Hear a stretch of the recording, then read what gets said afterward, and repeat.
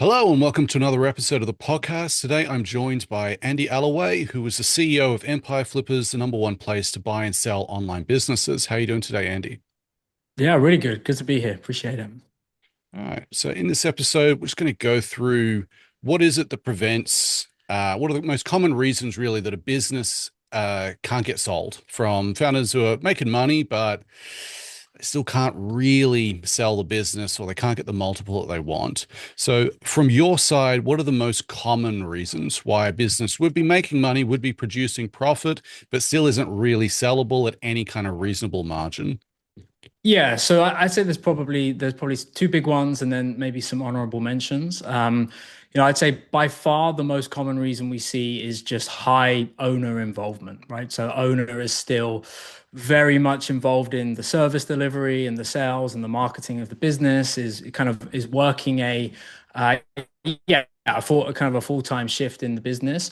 And I always say the number one question a buyer is asking themselves when they look at a business is what happens when you take the owner out of the business, right? Hmm. And if a lot of the relationships and the work being done is dependent on them, then that can be super hard for buyers to overcome. Just grab the second one as well, which is probably the big one, is just like some form of bad financial books, right? And that Right. often takes the shape of maybe business stuff and personal stuff commingled. P&Ls that don't reconcile to bank statements and stuff like this. All of this stuff, particularly once you get over a certain size, is going to be required in due diligence. Hmm. And so like sellers that haven't taken the time to like really get their books in order before coming to market. Okay.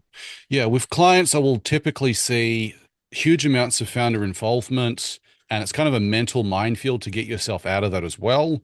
But from a buyer's perspective, oh, I want to buy the business. How much profit? Okay, 500K a year. That's pretty good. How much of that is going to stay once you leave? And if the answer is not that much, then like why is someone taking the risk? Like it becomes a ball ache. Yeah, tell me more about what that looks like when that's the case, and specifically what buyers will specifically ask for and how they will ask for that as well, about the founder involvement part. Yeah, so I think there's a couple of main kind of shapes that it takes, right? So one is that the brand itself is kind of like very centered around the owner. They're kind of the face of the business. Potentially, they're doing the podcast, they're doing the YouTube channels, all that kind of stuff. That can be tough to unwind. It's definitely doable, but that's one where you have to get ahead of it a long way ahead of the sale. And then there is just the other shape of it is like they may not be so outwardly visible, but they are very much like, particularly the sales and marketing engine of the business. We'll often see the founders do a reasonable job of handing over certain processes and stuff, but are very often like, they maintain all the client relationships and stuff like that. So yeah, exactly as you say, buyers are going to kind of ask what happens when this person isn't in the business. And like a conversation I have with sellers all the time to kind of build on your example is, well, my business is making $500,000 a year. If I hired somebody to do kind of all the bits and pieces, maybe it'd only be making like 400K a year or something like that. And I know that valuation is a multiple of my profit. So like it's better to keep the profit high, but it's like 10 times out of 10 better to backfill yourself and be making 100K or less a year, because that business is just worth more. The multiple goes up to reflect that, and B, like you're actually going to sell it. And valuation is no good if you're not actually going to sell the business at it, right? Hmm. Hmm. Yeah, typically the client will be that I work with, like they are the de facto marketing manager, they are the de facto sales manager. They'll onboard every important client, and they'll, even if they have account managers for the important clients, they'll want to own those relationships as well. And they'll have personally hired every single one of the staff. Mhm. And also, it's more ego. Yeah, it's better for your ego if you are extremely important, but worse for the financial prosperity of your children and grandchildren, I suppose, would be one way of putting For it. sure. Yeah. Yeah. Yeah, absolutely. And it's funny, like, to share a kind of bit of personal inside baseball. I mean, we've kind of been through this at Empire Flippers, right? So we have two co-founders, Joe and Justin. And for, a few years now, they've been out of the business and kind of I run the business. So from a sellability perspective, like we're in a great shape. If a buyer, if they ever wanted to sell and a buyer said, well, what happens when the founders aren't there? Like our business runs exactly as it does today. But like I'm sure they won't mind me sharing, at times it has been like personally challenging for them because so much of their day prior to that was kind of taken up with them being in the business and important and stuff like that. So like, yeah, it's an emotional thing to figure out as much as it is a structural one, right? So, in addition to that, what actually needs to be true inside of a business for a founder to step out before the sale? Yeah. So I think the key thing and why we always try and engage, 1, 2, 3, sometimes years before someone is actually ready to sell, is it is something that you have to start early, right? Because you've built a great business by being a force of nature and wearing all these different hats. It's not something that you just kind of unwind 30, 60 days before sale. And if Mm, you do that, like it's very obvious to buyers that like you've kind of, patched it together last minute and it has business risks. So you have to start early. I think like one way to think about it as well is, you want to think about replacing yourself in the highest leverage role, not just the easiest one, right? So it's like, mm, as I kind of said, it's somewhat easier to, oh, I have someone that does the admin of the delivery or my bookkeeping or something like that. But that, because it was easy for you to outsource that, that's also the easy bits for a buyer to outsource. mm, It is mm. like, okay, draw up the org chart, which boxes am I in as a founder, and like which ones of those are the highest leverage one, the sales and marketing, that kind of stuff.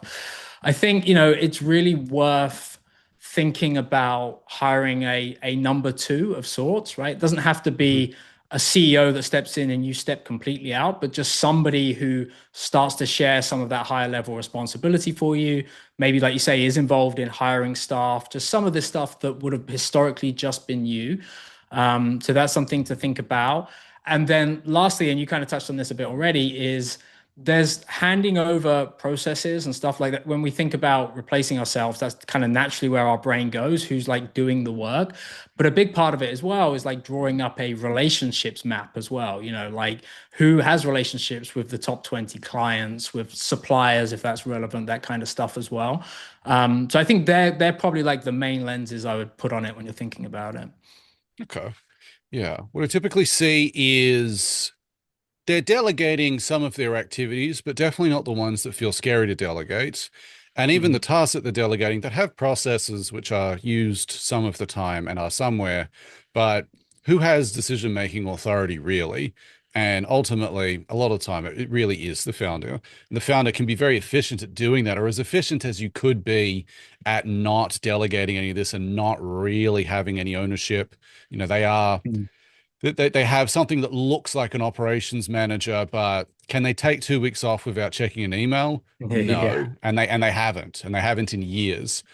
And so the idea that all right, well, if I can't take 2 weeks off without checking my emails, or I'm terrified of doing so, what I'm going to take 2 years, like the rest of my life off, and the business is going to flourish as a result.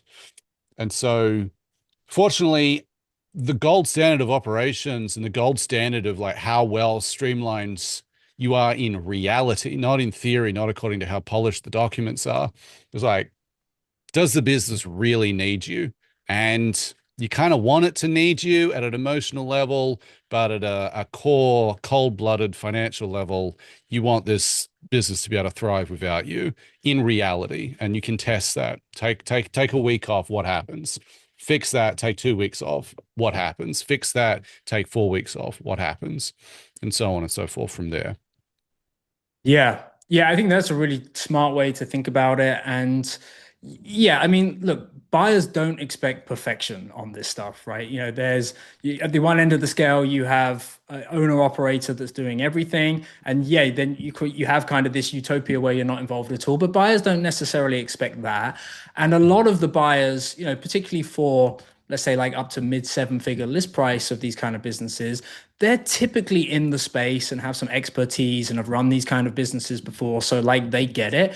I think once you get much above that into eight figure kind of businesses and beyond, that's when actually like, no, that you do need to be able to take some time out of the business and it needs to run. But yeah, I think like at the price point a bit below that, like you have some flex. And if you are taking steps in the right direction, you're already ahead of like the vast majority of sellers who come to market. Okay. Yeah, sometimes clients will be like, I just don't know that I could sell the business at all. And generally, I would say you could probably sell it. It's just what level of a multiple are you going to get if you sold it today versus if you made a real effort, concerted effort to improve the valuation of the business, which coincidentally makes the business better to run anyway. Like it's the Yeah. equivalent of cleaning your house before you sell it. Hmm. And you can do it. Like people will buy a business, and it doesn't require an enormous amount of work if you're efficient about it, and it just makes the business better to run anyway. Right? Hence the book, Built to Sell, and that sort of thing. Yeah. Yeah, Yeah. totally true. And I even get this as a non-founder CEO at Empire Flippers. I like to there's a lot of ego there. Like I like to think that every decision in the company would be best if it was made by me, but then it's not practical in a company of like our size and how many people we have. And then so I get too many counter examples where decisions I weren't involved in go really well. And so like as you say, in actual fact, by removing yourself more often than not, actually, you actually end up building a better business anyway, right? Yeah, it's a series of personal tragedies that the business actually can operate without you. People Right. can make decisions. The decisions they make are good. They do work. They have positive outcomes, and you just quit. You slowly, each decision where the business and the machine does not break without your direct input provides further evidence that you are not required directly for it, which is a good thing, but doesn't necessarily feel like a good thing. Yeah. Yeah, for sure. And you end up having with like people on your team building those muscles of making decisions and different calls and stuff like that, right? Yeah. All right. So, what do you see founders waste the most time on when they're preparing to sell? Yeah. So I think anything which I would class as like cosmetic changes, like let's get the website looking sharp before we sell, or let's do a rebrand or stuff like this. Or because everyone thinks that what they have out in the world is like not as polished as it could be. But buyers just care if it's working, right? And in fact, if you introduce a rebrand or similar a few months before sale, you're just introducing risk and uncertainty, if anything. So I'd say Hmm. anything like that.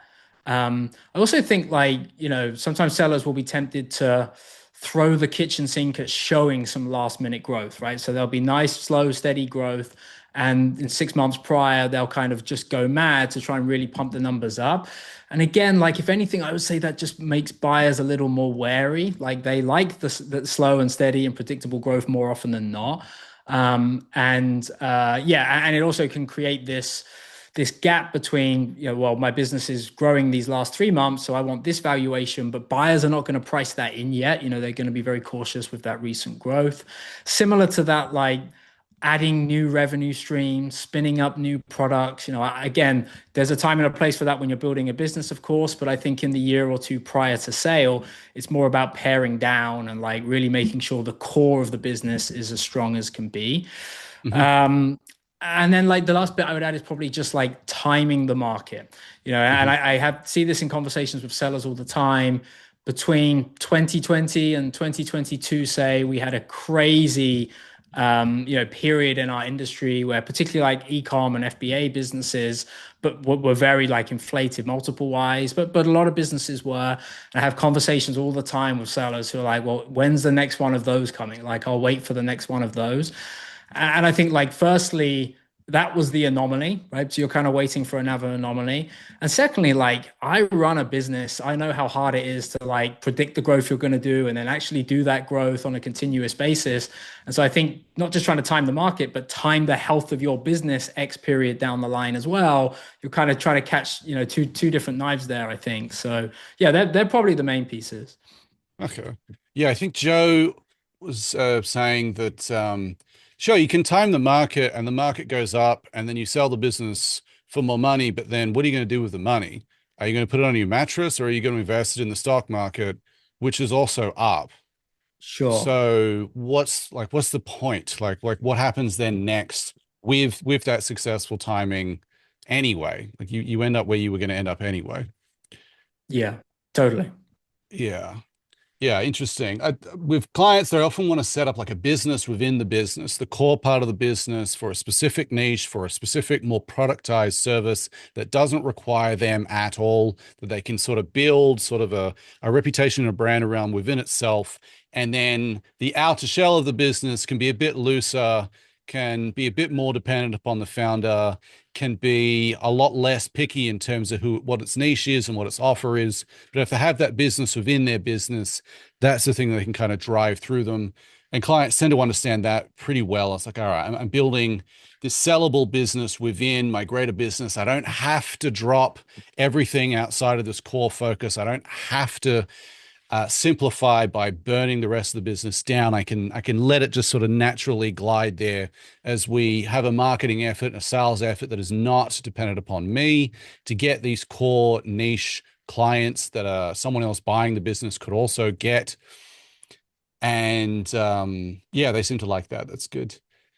But the other thing to note is that you're not selling it to an idiot. You're selling it to someone who has enough money to buy your business. So presumably they're very educated. So we're like, oh, great, your profit has increased for the last month. All right, well, I know how fickle campaigns can be. I don't care. I can see through. You're not selling it to a client. You're selling it to someone who has however many hundreds of thousands or millions of dollars who got it somehow, and probably not because their dad gave it to them, probably because they sold another business or from equity or something like that. So, from that Yeah. person's perspective, what is the utility of this business when the founder's not there? And what am I going to be tricked by? And what am I not going to be tricked by? So, yeah, it's interesting you said the prettier marketing. Like, who is this for? Mhm. This person's scrolling through your org chart and your real org chart, not the fake org chart, and scrolling through your real books, not what the books are inside of your own head. Yeah. Yeah, All right. yeah. I mean, I would just add to that as well that, we, particularly when you look at kind of like your average seven-figure listing, we have a range of different kinds of buyers, but like a pretty good number of them are people who buy and run businesses for a living, right? Like they know what they're doing. They're going to do quality of earnings analysis on the numbers and all this kind of stuff. And, due diligence, again, on like a typical seven-figure listing, is involved these days, right? It's going to be a lot of bank statements and documents and all these different things. And so exactly right. Like these are people that know what they're doing and want to buy good businesses that add value. So if that's what founders waste their time on, I mean, we kind of addressed in the previous questions, but what's like one of the highest return on effort areas for not wasting your time? Where's their time best spent when preparing to sell that sometimes they're not aware of? Yeah. So, in addition to kind of the other bits we went over, like maybe the one final thing I would say on it is, it's good to adopt a mindset of preparing for due diligence rather than preparing for listing, right? So when you think about Mm. like the cosmetics and all the, those kind of things, they're all about like making the listing look shiny and kind of giving a good first presentation, which is important. And we help with that at Empire Flippers. But I think like if you adopt the mindset of like, okay, well, what needs to look shiny and good in diligence, right? And that's where you have to do all of the boring work of like separating out financials and making sure contracts are up to date and signed and trademark assignments. And these are all the kind of, less sexy stuff that comes up. And then, maybe one thing I would add to that as well is again, buyers are smart, buyers are sophisticated. Buyers also accept that like there will be some stuff in businesses which is a bit funky or stuff which didn't work or things like that. And a similar mindset to always adopt as a seller is just like be upfront about your business because there's not much within kind of a decent range. Like there's not much that can't be overcome in due diligence. There we did this marketing spend, it didn't work, we wasted some money here or whatever. Like buyers are used to all of that stuff. But the second that you try and like make something look a way that it isn't or look better than it isn't, that's when like a buyer is just going to sniff that out. And then what kills due diligence more often than not than any specific business issues is once the trust goes, right? Buyer thinks that Mhm. something is not quite as it seems, and then it's like you're never getting that deal back on track. Oh yeah. Oh yeah. All right. So if you're looking to step out eventually and sell, most of that work needs to happen much earlier than people think. So if you want help getting the business to that point, removing yourself from the day-to-day operations, I have a link below for me. And Andy, where should people go if they're thinking about selling? Yeah, so empireflippers.com, best starting point. Again, we love speaking to sellers 1, 2, 3 years out from selling. Our team have sold thousands of businesses at this point, can give real good advice specific to your business about, hey, these are the things to think about. And so, yeah, empireflippers.com. I'm pretty active on LinkedIn. People are very welcome to connect with me there too. Would love to chat to some sellers. All right. Thank you very much, Andy. Pleasure. Enjoyed it.